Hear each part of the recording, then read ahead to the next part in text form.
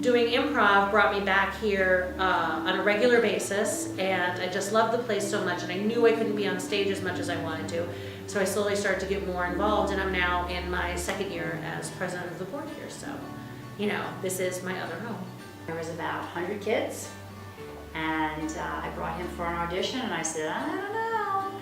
And then I went back that night and I auditioned for the adults, and we both got cast, and the rest is history. This year, on April 25th, I actually proposed to my girlfriend on the stage after singing. We have a thing called the Piano Barn, which is like a live karaoke, and we sang a duet, and I got down on one knee and proposed. About 15 years ago, I answered an ad to do graphic design. Then it kind of grew to getting involved in the stage and doing costumes, and then from then I got involved in doing publicity, and I did publicity for the barn for about 13 years.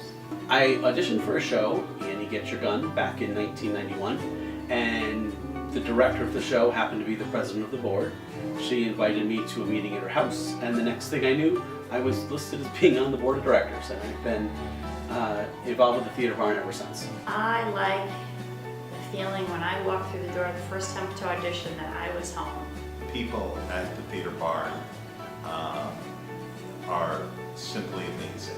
It's a place you can come, you can bring some dinner, you can see some great kids shows, or you can come and see just some really excellent quality theater. It's this perfect little theater. It's not too big, it's not too small, and there's not a bad seat in the house. It is a theater for the 21st century and for Ridgeville. The natural curves of the barn bring you together more as a group of people. I don't think anyone can experience a musical in any other theater the same as they can experience here in Ridgeville. Gospel was one of my all-time favorites. I have to tell you, Calendar Girls was excellent. Glenn Ross that's playing now is unbelievable. The show I think I'm most proud of is August Osage County. We also did one a long time ago called The Drunkard. We did 5 women wearing the same dress, which was hysterical. Clean House was a really, really good play.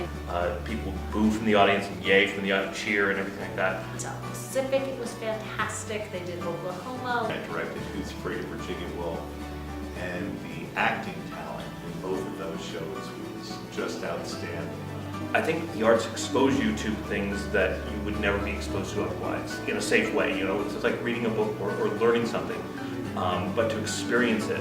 It's affected my life by meeting a really amazing group of people who share my love of the theater, and really we've become kind of a family in many ways. It's a great place for people to meet other people, to grow, to become friends, have a lot of fun, and I think that's what's important about a community theater. The Theater Barn puts on truly quality productions. The acting, the directing, the design talent behind the scenes. When you're seeing a show here, it's equivalent to a show that you could go into New York City and see on Broadway or off Broadway. Even though we're only about an hour away from Broadway, there's still a feeling and a vibe you get from coming here. We have an amazing children's program here, the Theater Barn for Kids. It's a positive environment.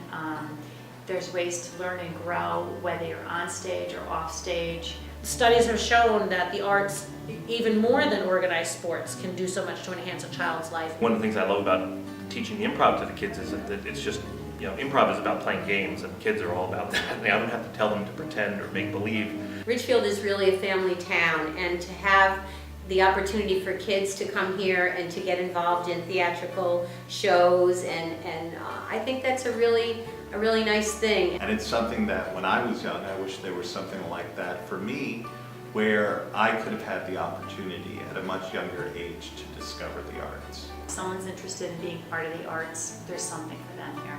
We have poets, we have great Broadway people who live in town that would love to do a cabaret, and we'd like to be the home for all of that. We're currently raising money to put on an addition that will include a costume shop, a scene shop, and an office and wing space for the stage, which will allow us to do bigger productions. Downstairs, it's going to have a classroom dedicated to the Theater Barn Kids program. We'll also have a classroom/conference room that we can use for classes ourselves, and a black box performance space, which is going to allow us to offer many things during the week or when another show is up, that we can do poetry readings or improv slams or cabaret nights and comedy nights. We can't do it as we exist right now as a physical structure. So we need that support. Once we get that support, I mean, it's limitless here. It's really limitless what we can do.